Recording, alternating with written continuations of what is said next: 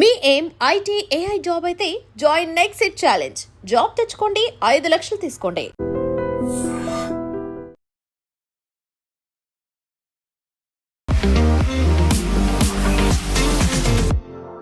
నమస్తే, నేను Kavitha. Welcome to I dream news and నిజాలు. ధర్మస్థల కేసు చుట్టూ విపరీతమైనటువంటి ఆరోపణలు వినిపించాయి. యాక్చువల్గా నా చేతులతో నేనే వందలాది మహిళలు అమ్మాయిల శవాల్ని పాతి పెట్టాను అని చెప్పినటువంటి మాజీ పారిశుద్ధ్య కార్మికుడినే ఎలాంటి ఆనవాళ్లు ఆధారాలు లేవని పోలీసులు అరెస్ట్ చేశారు. 10 రోజుల రిమాండ్ విధించారు. యాక్చువల్గా ఇంత పెద్ద ప్రోపగాండా, ఇలాంటి ఒక మిస్ఇన్ఫర్మేషన్ని స్ప్రెడ్ చేసింది ఎవరు? ఎవరి ప్రలోభాలకి ఆ మాజీ పారిశుద్ధ్య కార్మికుడు లొంగాడు? యాక్చువల్గా ఇది కేవలం ధర్మస్థలకి మాత్రమే పరిమితం కాలేదు. మిగతా దేవాలయాలు, మఠాల మీద కూడా ఇలాంటి ప్రచారమే మొదలు కాబోతోంది అనేటువంటి వాదనలు ఎందుకని వినిపిస్తున్నాయి? మనతో పాటుగా ఉన్నారు senior journalist and political analyst Suresh Kochattil గారు. సార్ నమస్తే. సో ధర్మస్థలకి సంబంధించి వస్తున్నటువంటి ఈ వాదనలు కావచ్చు, వార్తలు, వీటన్నిటిని ముందు నుంచి ఖండిస్తూ వస్తోంది మీరు. అందులో అసలు ఫ్యాక్ట్స్ లేవు, అదంతా బేస్లెస్, కావాలని ప్రచారం జరుగుతోందని. ఇప్పుడు ఎండ్ ఆఫ్ ద డే వచ్చినటువంటి కంక్లూజన్ కూడా అదే. పోలీసులు ఆయన్నే అరెస్ట్ చేశారు. ఎవరున్నారు సార్ ఇంత పెద్ద ఎత్తున క్యాంపెయిన్ జరగడం వెనకాల? నేను ఇది ఫస్ట్ క్యాంప్ ఒక 2 వారాల ముందు వచ్చినప్పుడు, ఆల్మోస్ట్ 25 డేస్ ముందు ఫస్ట్ ఇది స్టార్ట్ అయినప్పుడు నేను 2-3 ఛానల్స్లో వీడియో చేశానండి దీని గురించి. దీంట్లో ఏం నిజాలు లేవు, ఎవరో చెప్పిన అలిగేషన్స్కి ప్రూఫ్ లేదని అప్పుడే చెప్పాను నేను. అప్పుడే తవ్వడం మొదలుపెట్టారు వీళ్ళంతా. నన్ను అదే యూట్యూబ్లో వచ్చి కామెంట్లో చాలామంది నన్ను విపరీతంగా తిట్టారు. మీరు రైట్ వింగ్, మీరు అది ఇది అని చెప్పేసి చేశారు. నేను రెస్పాండ్ కావట్లేదు, అప్పుడు కాలేదు కూడా. నేను ఇప్పుడు ఏమంటారని నేను అడగాలనుకున్నా వాళ్ళ దగ్గర, ఇప్పుడు ఏమంటారు మీరు అని. ఒక మనిషి 4th క్లాస్ కూడా పాస్ కాని మనిషి ఒక అఫిడవిట్ తీసుకొచ్చాడు పోలీస్ స్టేషన్కి, ప్రొఫెషనలీ డ్రాఫ్టెడ్ అఫిడవిట్.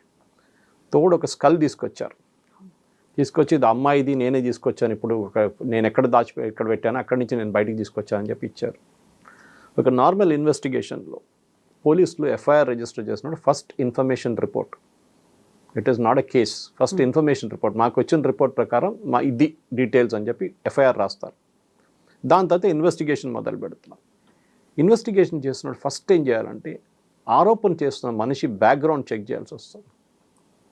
ఈ చిన్నయ్య అని ఇప్పుడు తెలిసిన మనిషి ముందు మాస్టర్ మ్యాన్గా పెట్టారు. వీళ్ళు ఆయన అది చేశారు ఇది చేశారని చెప్పి ఆయన మీడియా ముందు వచ్చి ఇక్కడొచ్చి మాట్లాడారు. దాన్ని విపరీతంగా మీడియా, ఎస్పెషలీ కేరళ నుంచి వచ్చిన మీడియా చాలా మట్టుకు పాపులరైజ్ చేశారు, దాన్ని వీపప్ చేశారు. అక్కడ ఉన్న ఇస్లామిక్ మీడియా ఉన్నాయి, మీడియా వన్ అని చెప్పి ఒక ఛానల్ ఉంది, మాధ్యమం అని చెప్పి వాళ్ళకి న్యూస్ పేపర్ ఉంది. మీరు బిలీవ్ చేయరు, కంటిన్యూస్ లైవ్ కవరేజ్ ఉండే ధర్మస్థల నుంచి, కేరళ నుంచి వెళ్ళిన 6 మీడియా ఛానల్స్కి, అది కాకుండా యూట్యూబ్ ఛానల్స్. అక్కడ సమీర్ అని ఒకటి ఉన్నాడు, వాడు ఇంకోడు, వాడిని కూడా ఇప్పుడు కస్టడీలో తీసుకున్నారు పోలీసులు. వీళ్ళందరూ కలిసి పుకారు లేపారు, అక్కడ ఇది జరిగింది అది జరిగింది ధర్మస్థల అని చెప్పేసి. మీరు దానికన్నా ముందు ఒక మ్యాటర్ మెన్షన్ చేసి, ఇది ఒకటి ఐసోలేటెడ్ ఇన్సిడెంట్ కాదు, మిగతా దాని మీద ఇషా యోగా మీద కూడా మీకు గుర్తుంటుంది, ఇట్లానే ఆరోపణలు చేశారు. అమ్మాయిలు చంపారు, అమ్మాయిల్ని రేప్ చేస్తున్నారు, అమ్మాయిలు అది చేస్తున్నారు అని చెప్పి సద్గురు మీద ఆరోపణ చేశారు. అమ్మాయిని కిడ్నాప్ చేసి అక్కడ పెట్టుకున్నారని చెప్పి. తర్వాత తెలిసింది దాంట్లో ఏం నిజం లేదే. ఆయన మీద ఎన్వైరన్మెంటల్ కేసు వేశారు. ఆయన అక్కడ కొండపైన చెట్లని కొట్టేశాడు, అక్కడ ఆశ్రమం పెట్టుకున్నాడు అని చెప్పి. దాని తర్వాత అది కూడా ఇది ప్రాబ్లం ఎక్కడ వచ్చిందంటే, సద్గురు ఉన్న ఇషా యోగా పక్కన మేజర్ కన్వర్షన్ నడుస్తుంది ఇంటూ క్రిస్టియానిటీ. దానికి సద్గురు ఆపగలరు. నేను అందరూ చెప్తాను, ఈ మోడర్న్ స్వామీస్ని అందరినీ, ఇస్కాన్ ఇంక్లూడింగ్ ఇస్కాన్, నేను ఏం చెప్తానంటే, ఎప్పుడు నేను ఆమె బిలీవర్, దేవుడు ఉన్నాడని నాకు ఒక బిలీఫ్ ఉంది. ఎక్స్ప్రెస్సీ నేను వెళ్ళి అంత బిలీవ్ చేయడం కానీ, అక్కడ వెళ్ళి 2 సార్లు ప్రదక్షిణం చేయడమో 108 సార్లు ప్రదక్షిణ చేయడం అదేం అక్కర్లేదు. If you believe in the God, you believe in the God, అంతే. ఒకసారి వెళ్ళి చేస్తే చాలు మీరు.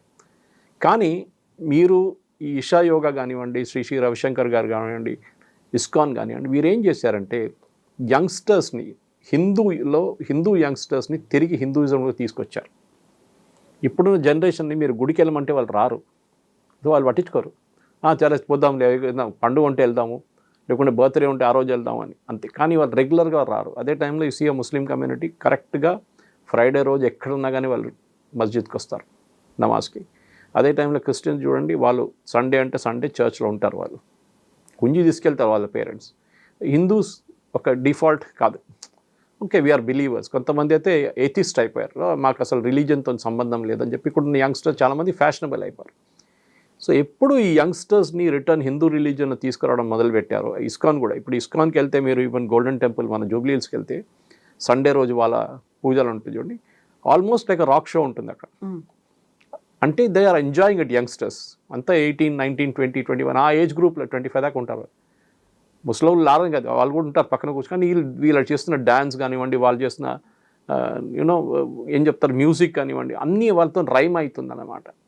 ఇషా యోగా కూడా అదే చేస్తారు. మీరు శివరాత్రి టైంలో చూడండి, సో సద్గురు చేస్తున్న it's like rock show almost. అందరు ఆర్టిస్ట్ని తీసుకొస్తాను. ఏమవుతుంది, సడన్గా హిందూ రిలీజియన్లో యంగ్స్టర్స్ రావడం మొదలుపెట్టారు return. Same with Shri Ravishankar also. అందరి మోడస్ ఆపరెండి డిఫరెంట్ ఉంటుంది, వాళ్ళ స్ట్రాటజీ డిఫరెంట్ ఉంటుంది. ఇన్నర్ ఇంజనీరింగ్ అని చెప్పి ఇషా యోగాలు నడిపిస్తారు. సద్గురుది ఇంకో ప్రోగ్రామ్ ఉంది. ఇది ఒక థ్రెట్గా మారిపోయింది. ఎందుకంటే ఒకసారి యంగ్స్టర్స్ తిరిగి హిందూ రిలీజియన్లో రావడంలో ఈ కన్వర్జన్ మాఫియాకి పెద్ద దెబ్బ తాకింది. అదే ధర్మస్థలాలు జరిగింది. ధర్మస్థలంలో మీకు తిమ్మరాడి అని ఒక మనిషి ఉన్నాడు అక్కడ. ఈ was Sangh Parivar guy initially, Bombay నుంచి వచ్చింది.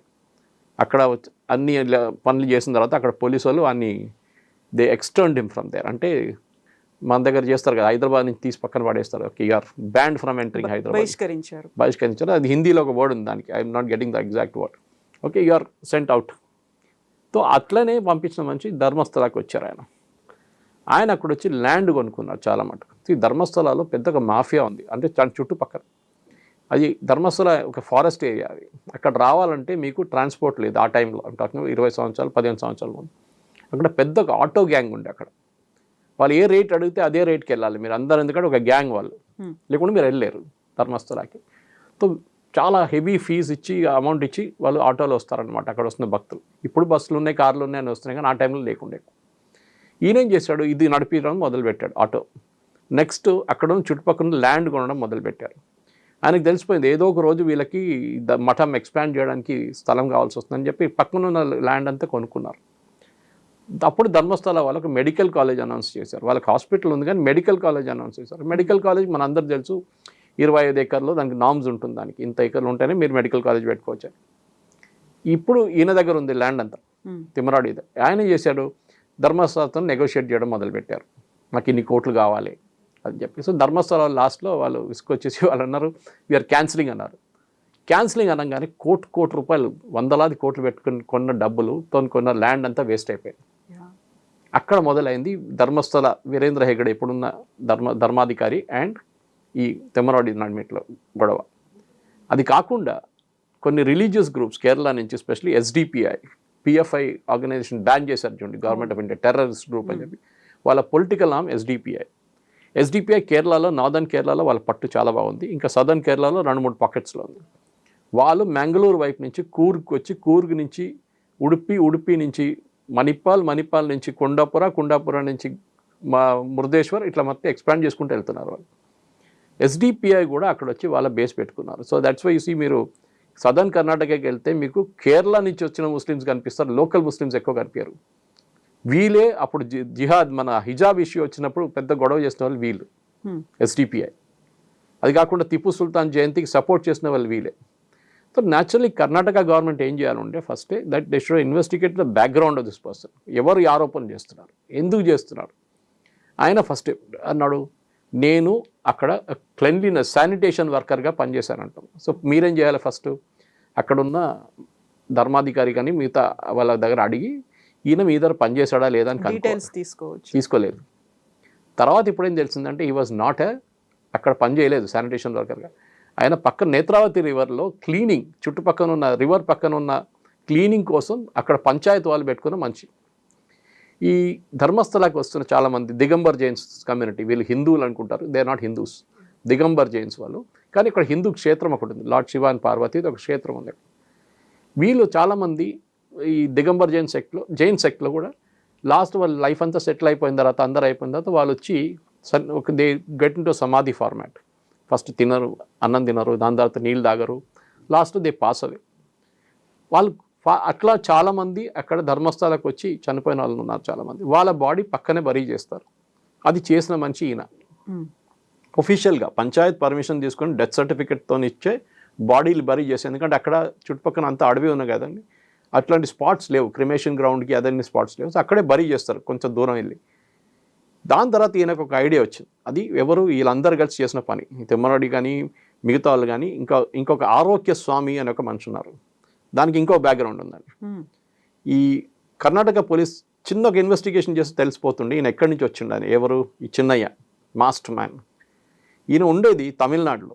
10 సంవత్సరాల ముందు ధర్మస్థలా నుంచి వెళ్ళిపోయి సత్యమంగళం ఫారెస్ట్, మన వీరప్పన్ టెరిటరీ, అక్కడ ఒక ఎల్టీటీ కోసం ఒక కాలనీ తయారు చేశారు. ఎక్స్ ఎల్టీటీ మెంబర్స్ కోసం తమిళనాడు గవర్నమెంట్ ఒక కాలనీ సెటప్ చేశారు.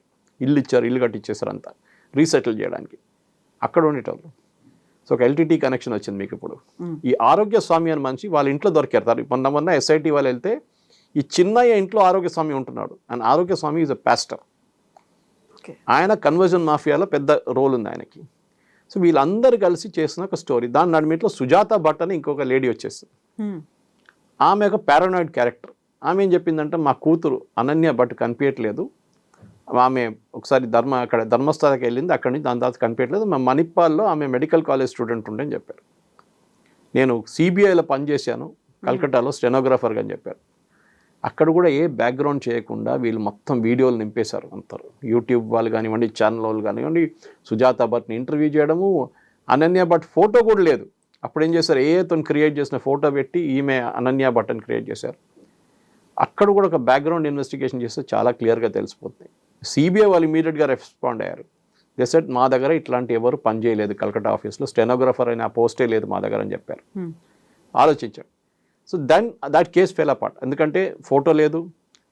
మణిపాల్ వాళ్ళు చెప్పారు మా దగ్గర ఇట్లా ఎవరు అమ్మాయి లాస్ట్ 10 సంవత్సరాలు మా దగ్గర ఎవరు చదువుకోలేదు అట్లాంటి అమ్మాయి, ఆమె ఏ రికార్డ్ లేదు, అకాడమిక్ రికార్డ్ లేదు, వాళ్ళ ఫ్రెండ్స్ లేరు, ఎవరు లేరు. తర్వాత తెలిసింది ఈమె ఉండేది ధర్మస్థలా నుంచి కొంచెం షివమొగ్గలో ఉండే ఈమె.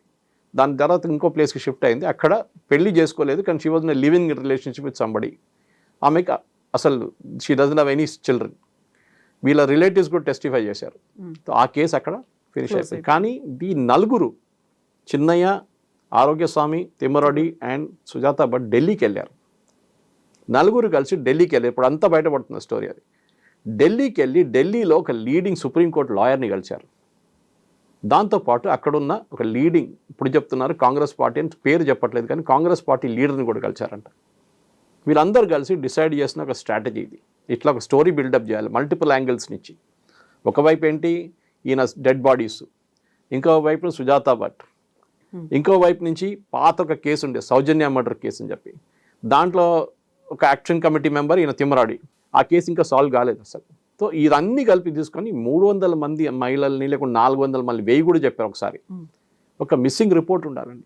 ఎవరైనా మీ ఇంటి నుంచి ఎవరైనా కనిపించకపోతే, ఎవరి ఇంటి నుంచి ఎవరైనా కనిపించకపోతే మిస్సింగ్ పర్సన్ కేసు ఫైల్ చేస్తారు. అప్పుడు ఎక్స్క్యూజ్ ఏం క్రియేట్ చేశారంటే, కొంతమంది కేరళ నుంచి వచ్చిన ముస్లిం గ్రూప్స్ యాక్షన్ గ్రూప్ ఫామ్ చేశారండి. కేరళలో ప్రతి జిల్లాలో యాక్షన్ గ్రూప్ ఫామ్ చేశారు. ధర్మస్థల యాక్షన్ గ్రూప్ అని చెప్పి ముస్లిం ఇస్లామిక్ గ్రూప్స్ ఫామ్ చేశారు కేరళ. దాంట్లో ఒక నొటోరియస్ క్యారెక్టర్ మునాఫ్ అని ఒకడు ఉన్నాడు. నేను కేరళలో ఉన్నప్పుడు జనం టీవీ డిబేట్లో ఆ రోజు this guy was there in the debate, Munaf. ఈ మునాఫ్ అనే క్యారెక్టర్ దీనికన్నా ముందు కూడా షిరూర్లో ఒక లారీ ఒక కొండ కింద పడిపోయి ల్యాండ్ స్లైడ్లో పోయినప్పుడు this fellow was there also. ఈ లారీ ఓనర్ ఆయన ధర్మస్థలాకి ఎట్లా వచ్చారండి? ఇన్ఫాక్ట్ ఆన్ ద డిబేట్ మా ఇంకొక కొలీగ్ అడిగారు, మీ ధర్మస్థలాలకి ఎట్లా వచ్చి, మీ కేరళలో ఉంటారు, క్యాలికట్లో ఉంటారు. లేదు, మేము వాళ్ళని కాపాడుకోవడానికి వెళ్ళాము అక్కడ. ఏది సుజాత భట్ మా దగ్గర ఉంది, ఆమె మా కస్టడీలో ఉంది, మేము ఆమెని కాపాడుకుంటున్నాం, ఎందుకంటే ఈ బీజేపీ వాళ్ళు వచ్చి ఆమెని పట్టుకుపోతారు, లైఫ్ థ్రెటన్ చేస్తారని చెప్పి. అప్పుడు యాంగిల్స్ ఆలోచించండి ఎక్కడెక్కడి నుంచి మొదలైంది అనేది. This entire thing was a conspiracy. ఎందుకంటే వీరేంద్ర హెగ్డే అనే మనిషికి అక్కడున్న లోకల్ ల్యాండ్ మాఫియాతోని గొడవ ఉండే, దాంట్లో మనం ఎవరు డినై చేయట్లేదు. అది ఎక్కడైనా కర్ణాటకలో మఠాలు ప్లే వెరీ ఇంపార్టెంట్ రోల్. మీరు ఏ మఠాన్ని తీసుకోండి, అండ్ ఇక్కడ కూడా మీరు లింగాయట్స్తో కనెక్షన్ ఉన్న మఠం ఇది. లింగాయట్స్ని ఎవరు ముట్టరు, ఎందుకంటే ఓట్ బ్యాంక్ అది. దానికోసం చూడండి, సిద్ధరామయ్య ఎస్ఐటి పెట్టేసి పక్కన వెళ్ళిపోయాడు. Then it was all DK Shivakumar was handling it. And DK Shivakumar ఒక ప్రో హిందూ ఇమేజ్ ఉంది ఆయనకి. ఈ లింగాయట్ కమ్యూనిటీ కనెక్షన్ ఉందని తెలిసినప్పటికే కర్ణాటకలో ఉన్న ఏ యూట్యూబ్ ఛానల్ కానివ్వండి, ఏ న్యూస్ పేపర్ కానీ ఈవెంట్ కవర్ చేయలేదు. మీకు గుర్తుంటుంది, దీనికన్నా ముందు ఒకసారి మన స్టూడియోలోనే మనం దీని గురించి మాట్లాడదాం అనగానే నేను చెప్పాను, ఒక లీగల్ బ్యాన్ ఒకటి ఉంది, గ్యాగ్ ఆర్డర్ ఉంది, మనం చేయలేం స్టోరీ అని చెప్పి. That gag order was there. దాని తర్వాత లిఫ్ట్ చేశారు దాన్ని, గ్యాగ్ ఆర్డర్ని. బికాస్ ఆఫ్ దిస్ డౌట్ ఇది అన్వెరిఫైడ్ అలిగేషన్స్ చేస్తున్నారని చెప్పి అక్కడ ఉన్న ధర్మస్థల అథారిటీస్ పెట్టిన కేసు అది. So now it's all clear, చాలా క్లియర్ అయిపోయింది. ఇది ఒక పెద్ద కుట్ర.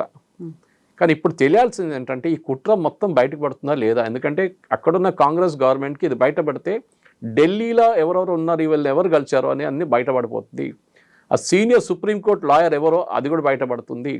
ఈయన ఆ రోజు పోలీస్ స్టేషన్కి వచ్చినప్పుడు నేను చెప్పాను చూడండి, అఫిడవిట్ తీసుకొచ్చాడు, డీటెయిల్డ్ అఫిడవిట్. ఎవరు ఫైల్ చేస్తారు? ఒక లాయర్కి మీరు కథ చెప్పాలంటే ఫస్ట్ మీకేమైనా బేసిక్ ఎడ్యుకేషన్ ఉండాలి, ఏం జరిగిందనేది. అంటే వీళ్ళు ముందే లాయర్ బ్రీఫింగ్ ఇచ్చారంట.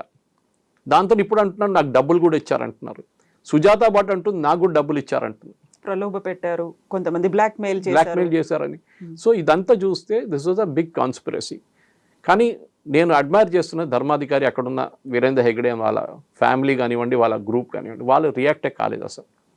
వాళ్ళు ఇనిషియల్ రియాక్ట్ అయితే అప్పుడు మనకు డౌట్ వస్తుండే ఏంట్రా వీళ్ళు ఇట్లా రియాక్ట్ అవుతున్నారని చెప్పి. చేయలేదు వాళ్ళు, దే హెల్డ్ బ్యాక్. మొత్తం బయటకు వస్తుంది కదా ఇప్పుడు మాట్లాడుతున్నారు వాళ్ళు. డెఫినెట్గా దీని వెనక ఎవరు ఉన్నారని ఇన్వెస్టిగేట్ చేయాలంటే NIA has to come in to the picture.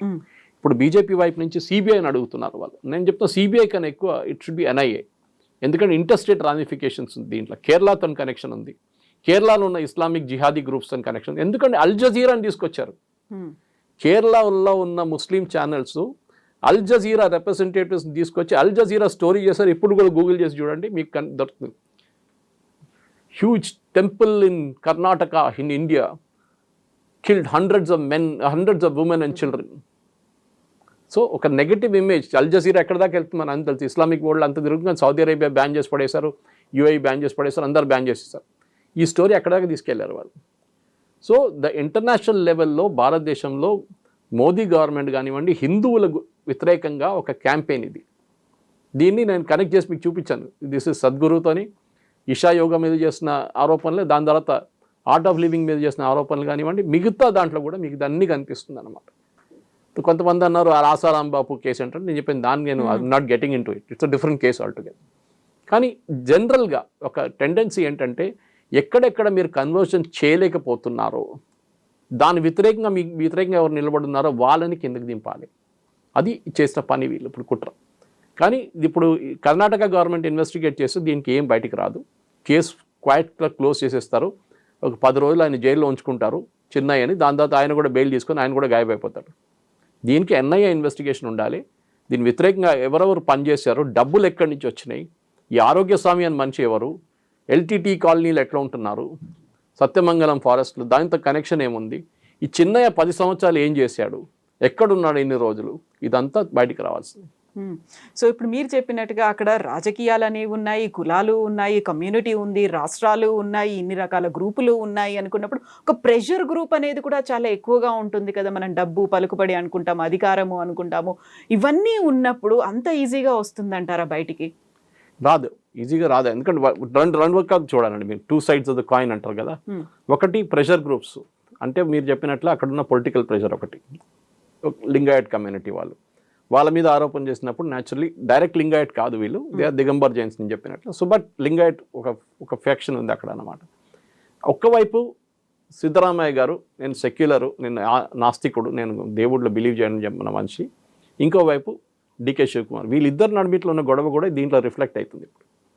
ఇప్పుడు చూడండి కర్ణాటక అసెంబ్లీలో ఆర్ఎస్ఎస్ పాట పాడారని చెప్పేసి పెద్ద ఇష్యూ చేశారు వీళ్ళు. ఆర్ఎస్ఎస్ యాంథమ్ అంటున్నారు మీడియా వాళ్ళు. So there is a big issue అక్కడ. కర్ణాటకలో మఠాలతోని ముందు నుంచే ప్రాబ్లమ్స్ ఉన్నాయి.